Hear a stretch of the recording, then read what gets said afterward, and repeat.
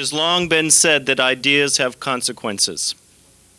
And we have seen the consequences of the ideas of liberty happening all over the globe. And I believe that one of the individuals most responsible for spreading those ideas and directly leading to these consequences has been Dr. Friedman, which is why I consider it one of the greatest honors to introduce to you tonight to speak on a subject which most of us would wonder about how these two words go together: libertarianism and humility.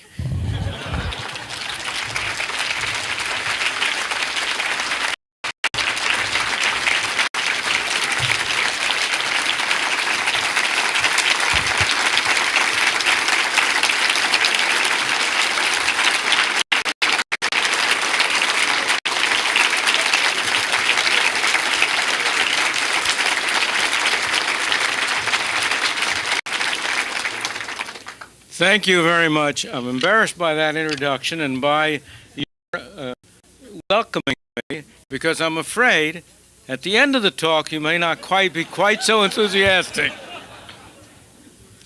The virtue of being among people with whom you agree fundamentally is that you can talk about some of the harder issues which you don't want to talk about in some other circles. And that's what I want to do tonight. As Jim quite properly said, libertarians have a great deal to celebrate. This last year has been an absolutely phenomenal year. I cannot quite agree with his attribution of responsibility. I think the horrors of socialism had more to do with what has happened than the perceived virtues of a free market system. But once it's occurred, it offers an enormous opportunity for free market institutions, and that's the point at which I do believe ideas have consequences. The recognition that socialism is a failure is not the same as a belief in free private markets. You need only look at the United States.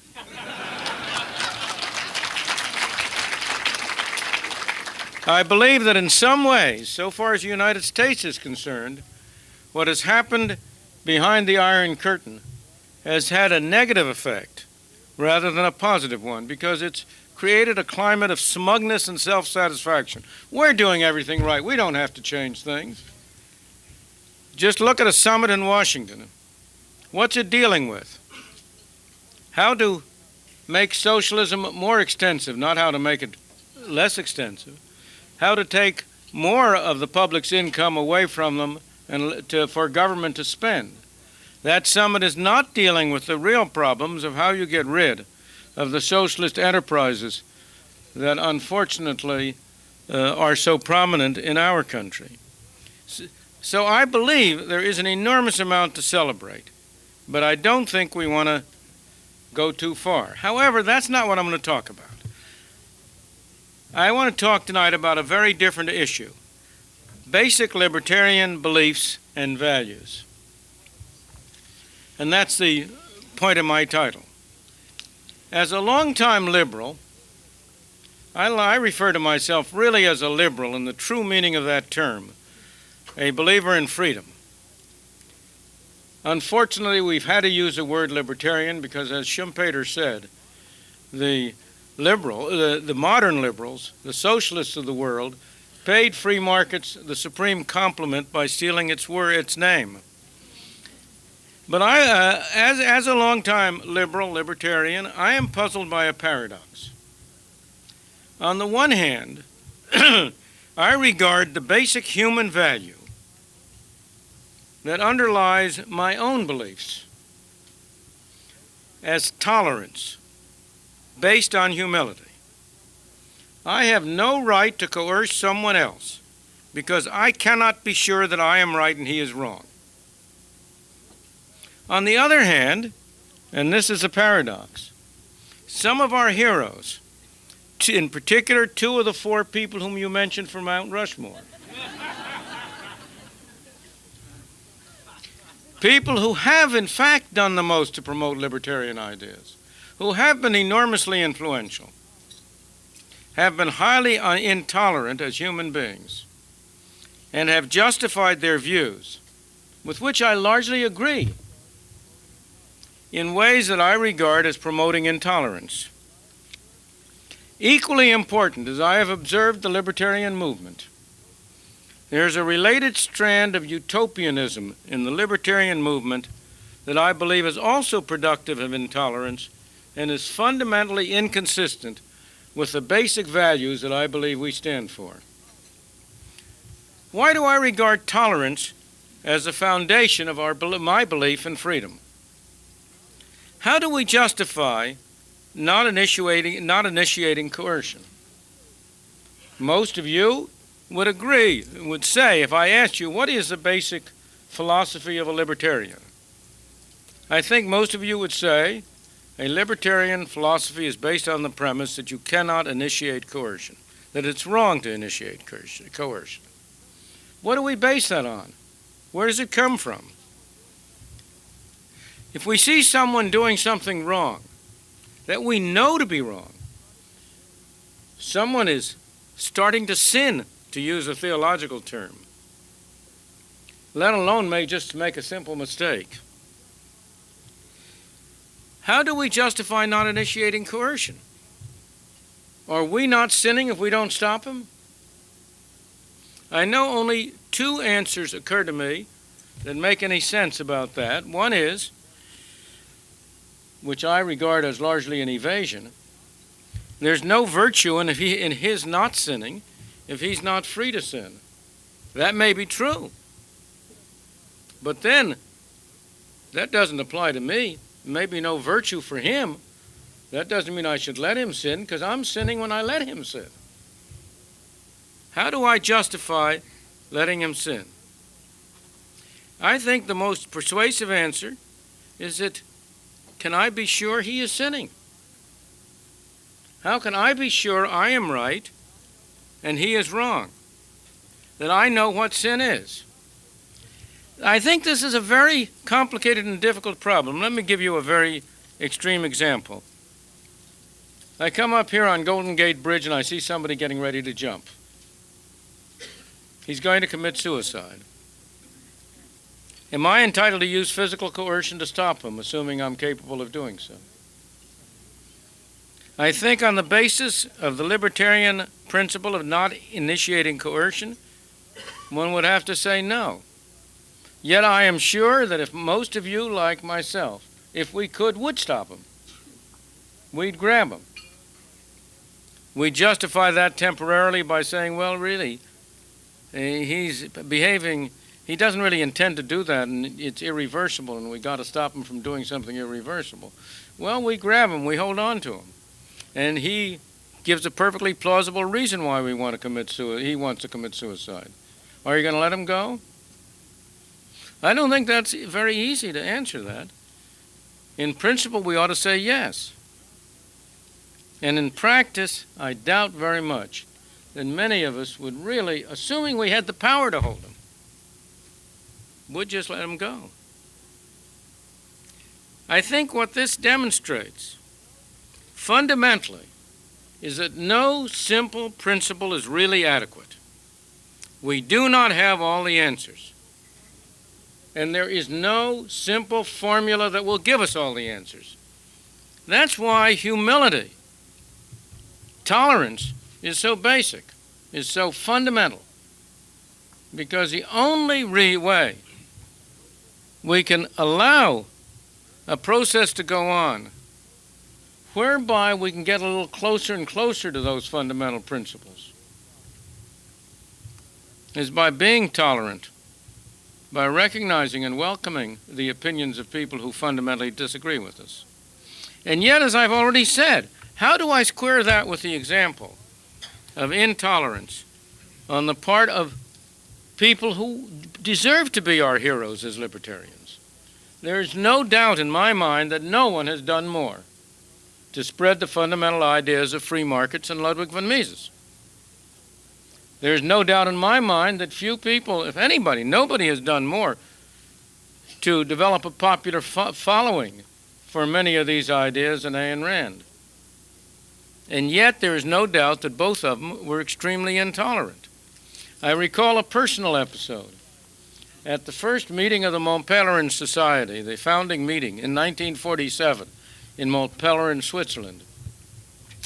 Ludwig von Mises, of course, was one of the people who was there. I was also. And we had a series of discussions on different topics, and one afternoon we had a discussion on problems of the distribution of income, taxes, progressive taxes, and so on. Now, I may say that the people in that room included Friedrich von Hayek, Fritz Machlup, George Stigler, Frank Knight, Henry Hazlitt, John Jukes, Lionel Robbins, Leonard Read, whom you referred to. Hardly a group of people you would regard as leftists. But in the middle of that discussion, von Mises got up and said, "You're all a bunch of socialists," and stomped out of the room.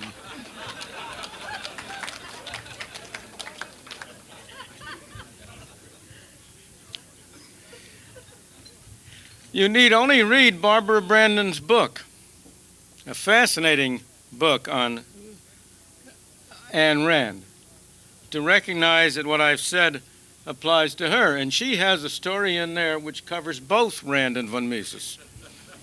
You may remember, but I'll read it to you in quote. One evening, the Hazlitts, that was Henry Hazlitt, whom I mentioned, invited Anne and Frank to dinner with Dr. and Mrs. von Mises. The evening was a disaster. It was the first time Anne had discussed moral philosophy in depth with either of the two men. My impression, she was to say, was that von Mises did not care to consider moral issues, and Henry was seriously committed to altruism. We argued quite violently. At one point, von Mises lost his patience and screamed at me. We did not part enemies, except for von Mises at the moment. About a year later, he and I met at a conservative dinner, and his wife made peace between us. The important thing to me is less the intolerance in personal behavior than it is that the philosophical doctrines on which they claim to base their views seem to me to be fundamentally a source of intolerance. So far as von Mises is concerned, that has to do with his methodological doctrine of praxeology. That's a fancy word, and it may seem highly irrelevant to my topic, but it isn't at all. Because the fundamental principle, his fundamental idea, was that we knew things about human action, the title of his famous book, because we are human beings and we have absolutely certain knowledge of the motivations of human action, and we can derive, he would have maintained that we could derive all of our substantive conclusions from our own basic knowledge. That facts, statistical or other kinds of evidence, cannot be used to test simply illustrate a theory. That they don't test a theory, they cannot be used to contradict a theory, but because we know the propositions, we know the theoretical propositions, not because we are generalizing from observed evidence, but because we have innate knowledge of human motives and behavior. Now that converts anything that's done into a religion. It's not a scientific proposition. It's not something you can argue about. I have two people who believe that view, who share von Mises' praxeological view. And one says one thing and one says the other. How are they going to reconcile their difference? The only way they can do so is by argument on that basis. One has to say to the others, you've made a mistake in reasoning. And the other has to say, no, you've made a mistake in reasoning. And now they keep on going, and they never can persuade one another. There's only one thing left to do. You have to fight. The virtue of a modern scientific approach, in my point of view, from my point of view, of the kind of approach, to name still another name who deserves some place in the lexicon of, in the catalog of libertarians, is Karl Popper. And I think Popper's approach to methodology, also another Austrian, is very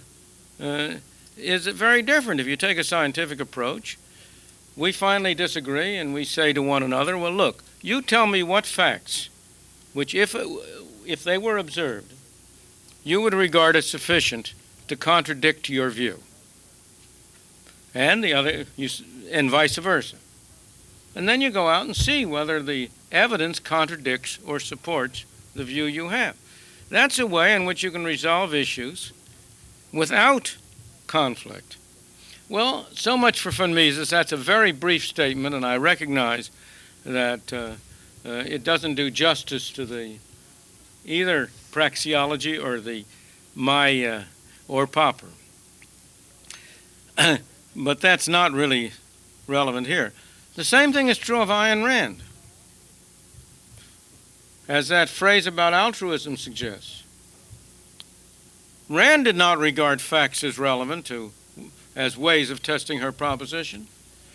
She derived everything from the basic proposition that A is A. A equals A, and from that follows everything.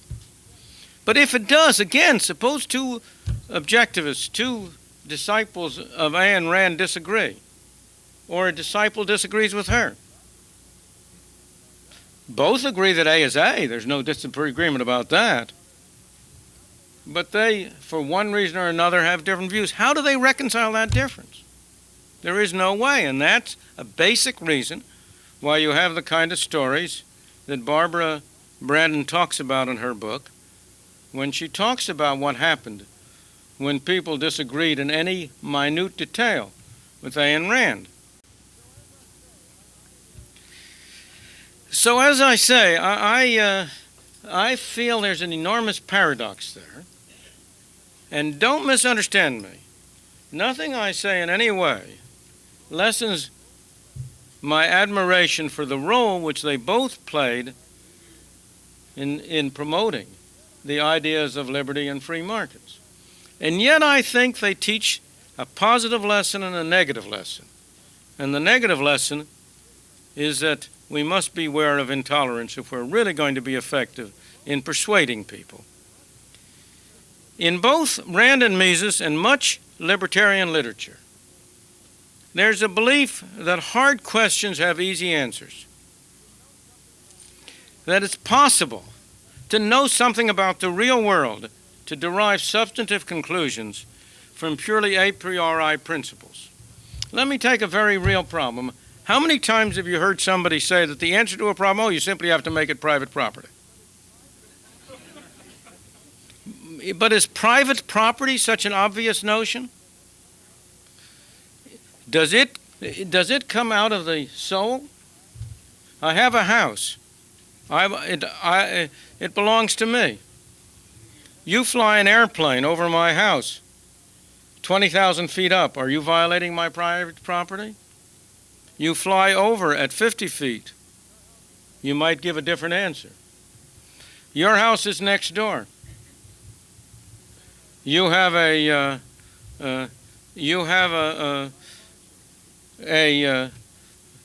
hi-fi system. You play your hi-fi at an enormously high decibel count. Are you violating my private property? Those are questions to which you can't get answers simply by looking whether A is A or not. They are practical questions that require answers based on experience. Before there were airplanes, nobody thought about the problem of trespass through airplanes. So simply saying private property is a mantra. It's not an answer. Simply saying use the market is not an answer.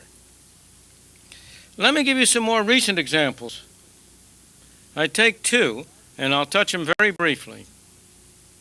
Vouchers and negative income tax. Re-vouchers, I'm now speaking of schooling, educational vouchers. Schooling is, next only to national defense, the largest socialist enterprise in the United States. And it is clearly as much of a failure as a socialist enterprise as Poland or Hungary or Czechoslovakia or East Germany were failures.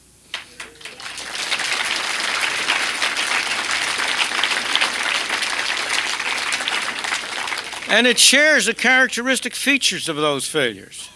The characteristic features of socialist failures is that you have a group, the nomenclatura, who do very well, and you have masses who do very poorly, and the system as a whole is highly inefficient.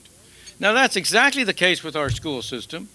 Those of us who happen to live in high-income suburbs and well-paid teachers and teacher administrators do very well out of the system. The poor suckers who live in the ghetto or who don't have any money, they do very badly out of the system. And the system as a whole takes 2 or 3 times as much resources to operate as are necessary. And it doesn't do a good job when it does. So it's clearly a failure. And now, as Jacob Hornberger wrote, another example, in the Future of Foundation's Freedom Daily, again, a group that is doing very good work and has is making an impact, I believe. But he wrote about this in his daily for September 1990. What is he, quote, "What is the answer to socialism in public schools? Freedom." Correct. But how do we get from here to there? Is that somebody else's problem? Is that a purely practical problem that we can dismiss? Of course, the ultimate goal we would like to get to is a system, is a society in which people are responsible for themselves and their children's schooling, and in which you do not have a governmental system. But am I a statist? As I may say, I have been labeled by quite a number of libertarians. Because some 30 years ago, nearly 30 years ago, I suggested the use of educational vouchers as a way of easing the transition. Is that, and I quote Hornberger again, quote, "simply a futile attempt to make socialism work more efficiently"? I don't believe it. I believe you cannot simply say, to say what the ideal is. This is what I mean by the utopian strand. You cannot simply describe the utopia and leave to somebody else how we get from here to there.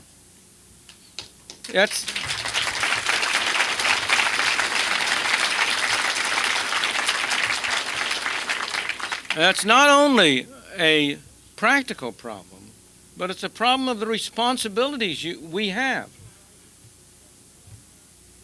The same issue arises with respect to welfare, Social Security, and the rest.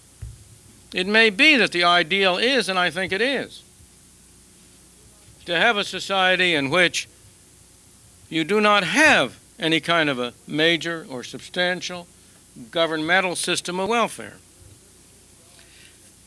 Again, nearly 30 years ago, I suggested, as a way of promoting a transition from here to there, a negative income tax as a substitute for and an alternative to the present ragbag of welfare and redistributionist measures. And again, is that a statist solution? Again, I think not. We have participated in a society in which people have become dependent on government handouts. It is irresponsible, immoral, I would say, simply to say, somehow or other we'll overnight drop the whole thing. You have to have some mechanism of going from here to there. And I believe that we lose a lot of plausibility for our ideas by not facing up directly to that responsibility.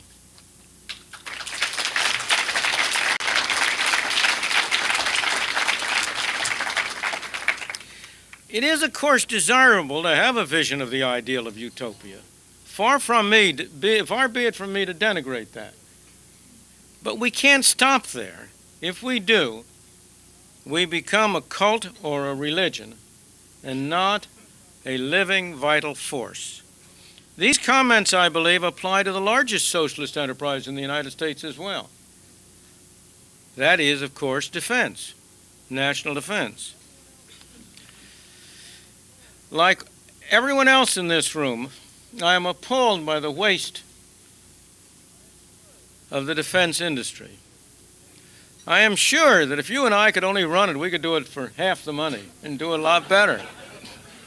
But although I have tried for many years to figure out a way in which we could run defense as a private enterprise, and despite the hopes of some anarchist libertarians like my son that we can do it,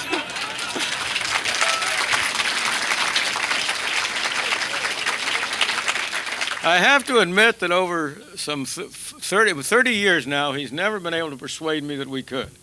That just shows how intolerant I am. But at any rate, simple slogans like the market will take care of it or non-interventionism do not resolve the hard problem of where does our interest in preserving ourselves stop and where does it go? Obviously, we may very well agree on the direction we want to go into, but just how we're going to go there, how far we're going to go there, that's a much more difficult problem.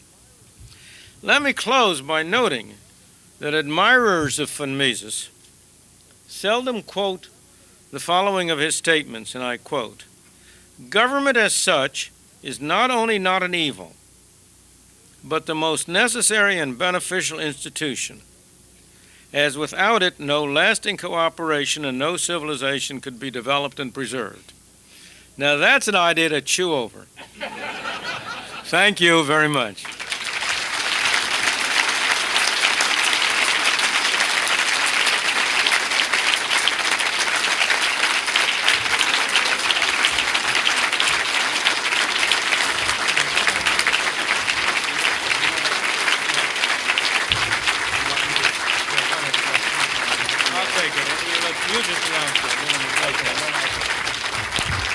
We'll take a few minutes for some questions and then go on to a few other things on the program this evening. Yes, sir. What do you think of the education choice initiative in Oregon, the Libertarian Party? Well, I have publicly expressed my approval of it. I think it's splendid. This refers to an initiative that's going to be on the ballot in Oregon, providing for a voucher system with a very full, good voucher system, which is, let me stop. One of the problems in the voucher area is the attempt by some of the governmental types, particularly the educationists, the educational establishment, to preempt the voucher issue by restricting it to government schools. I am not in favor of that, and I don't think anybody should be in favor of that, because that's just a way of destroying a good idea.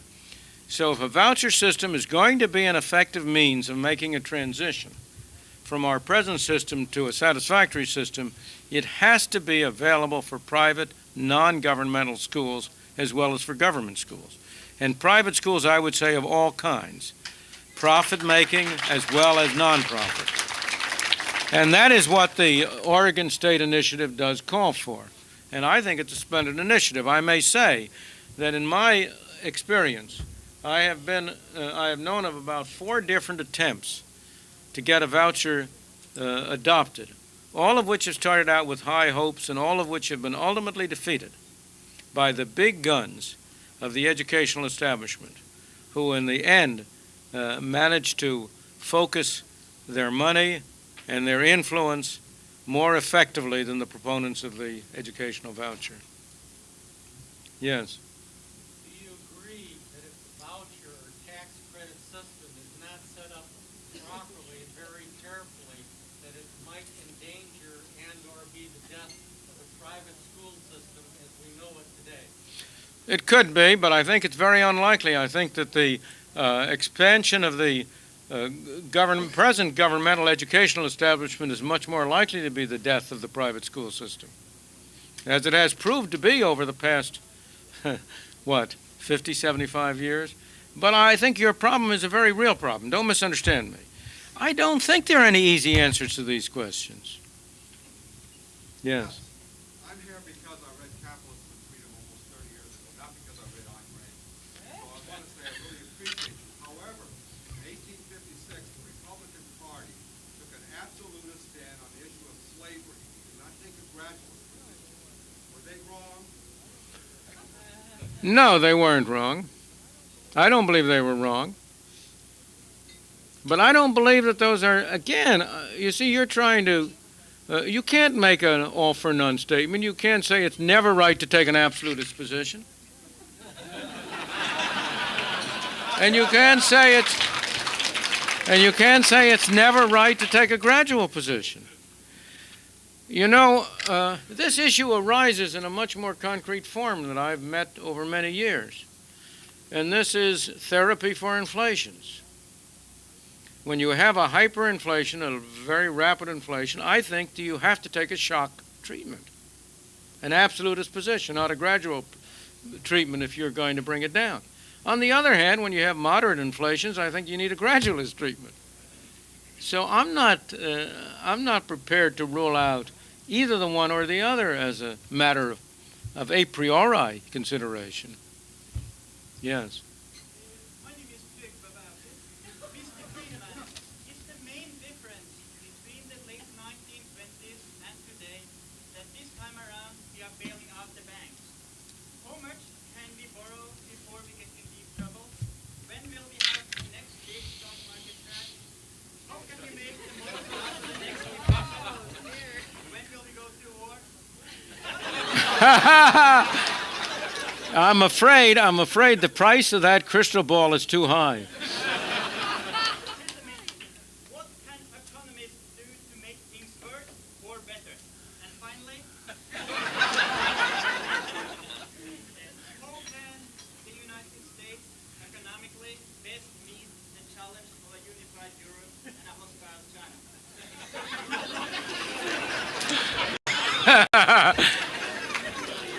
As I say, that's a very large order, and I'm afraid I can't fill it.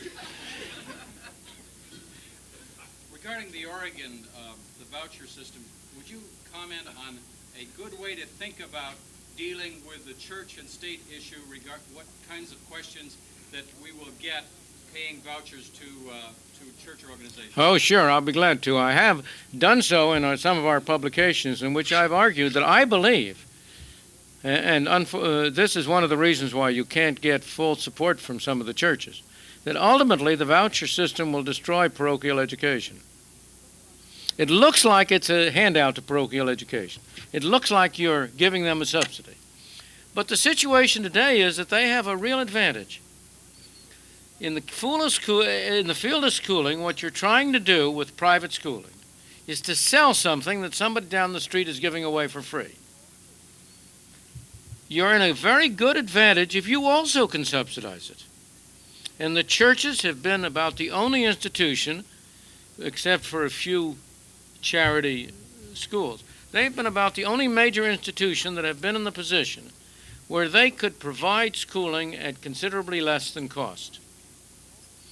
And as a result, that's why the bulk of so-called private school children are in parochial schools. Now you open up a situation in which you have vouchers available to everyone. Everybody's operating on equal terms. Everybody has to charge tuition. The church loses a special advantage. And when it comes down to it, I think the market will provide a superior alternative to what the semi-socialist institution of a church can provide. And so my prediction is that in a real voucher system, the parochial schools would decline and not grow. Now, I hasten to say that's a prediction. It's not a prescription. If, in fact, I am wrong, if people in a free competitive market choose to go to parochial schools, that's their right. There's no reason why they shouldn't. There's nothing wrong with that. I'm just predicting that that is not what will, in fact, happen. And that prediction, I think, is supported by the fact that the parochial schools, particularly the Catholics, have been perhaps the favorite resource of blacks and other slum groups that have been trying to get a better schooling for their children, because they're the ones who have been in the poorest position to pay for something that they could get free. Yes. Go ahead. I want to start by saying that I agree with you completely that you're failing to propose viable alternatives so people can see how the market works. But nonetheless, I still have strong concerns about strategic approaches such as vouchers or the Progress Party in Norway for the following reason. There's no question that vouchers will produce a better educational system, and that is a danger. I don't see why, once parents are getting a better educational system for their children, that they should be willing to forego my paying for it. Could you address why you feel that we can transcend from a point of... I understand your point. Sure. There is a very real problem about why people who choose not to have children and so on should be required to pay for the schooling of the children of people who do choose to have children. There's a real problem there from an ethical point of view. As a practical matter, as I say again, that is the situation now. There's not much chance of changing. My opinion has been on that issue as well, that if you get vouchers, it will stimulate a situation in which people, as they can afford to add to the voucher in order to be able to get better schooling for their children. That also, with all governmentally financed enterprises, sooner or later there comes to be very great pressure on trying to divert the money to another governmentally financed enterprise. There's a marvelous article many, many years ago by Alan Wallace on political entrepreneurship versus economic entrepreneurship. The economic entrepreneur produces a product that nobody has tried, nobody knows what it is, and he can do it before he gets a market for it. The political entrepreneur can only produce something for which there is already a market. And the political entrepreneur, therefore, tends to take something which is already growing and already developing to jump on it and take it over. At any rate, that's much more fully developed in Alan's article, which is a very good article. It's in a book recording a debate between him and, I'm not sure who the other one was, by the American Enterprise Institute. And to go to your point. So what happens is that over time, the demand for higher and better schooling will grow as people become more affluent. The willingness of the government to finance it is going to be limited, and it's going to be unnecessary because you're going to be getting a good schooling system without it. And gradually, non-parents will be less and less willing to finance the parents. And as people become more affluent, they will take on a larger and larger share of the expenses. And ultimately, hopefully, the voucher would wither away. Or rather, I would say not wither away, but be converted into poor relief rather than universal. Yes, I have a question about inflation versus taxation.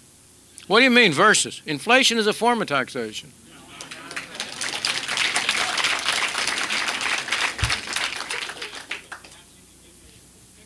What's that? Assume a possible South African solution where the South African government, in negotiation with the ANC, decides that every black deserves 20,000 rand because of the apartheid injustice to blacks through the apartheid laws.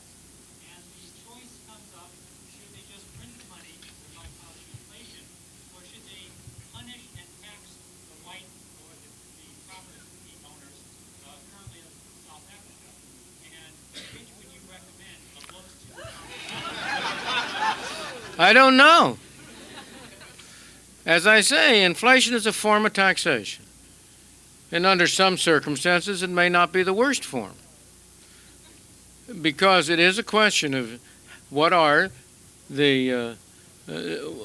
is the total burden of a form of taxation. And without commenting on whether the particular use of funds that you've described as an appropriate or relevant use, your question has nothing to do with apartheid or anything like that. It applies to the U.S.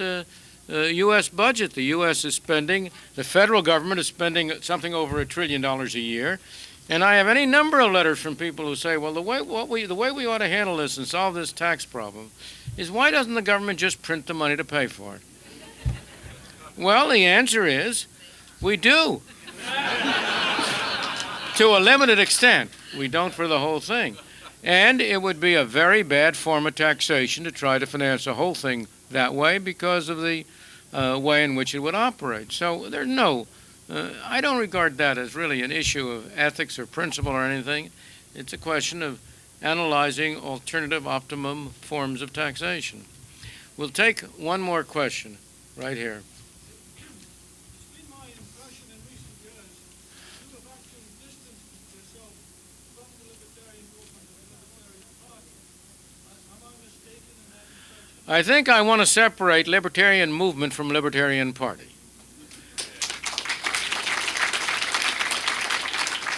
I have not and do not in any way distance myself from the Libertarian movement. It's been my home for many years. The Libertarian Party is another question.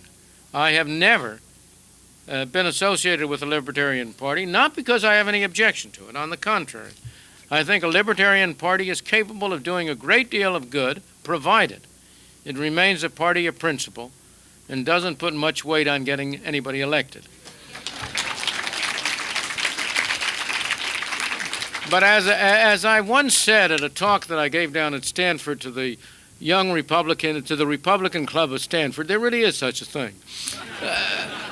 I started out by saying, I am a Republican with a capital R and a Libertarian with a small l. That is, I have decided, for my own, I'm not making prescriptions for anybody else, but for my own personal reasons, I have decided that I could have more influence and achieve more of what I would like to achieve by working through the Republican Party. That would not be true for many other people or most people. And I very much approve of the Libertarian Party as a party of principle. As Rose and I said in our Free to Choose, the Socialist Party was undoubtedly the most influential political party of the 20th century in the United States. And it was that because it never got anybody elected, but it remained a party of principle. And if the Libertarian Party can remain a party of principle and not get sidetracked by the appeals of being able to command rent through garnering votes, it also is capable of achieving a great deal of good. Thank you.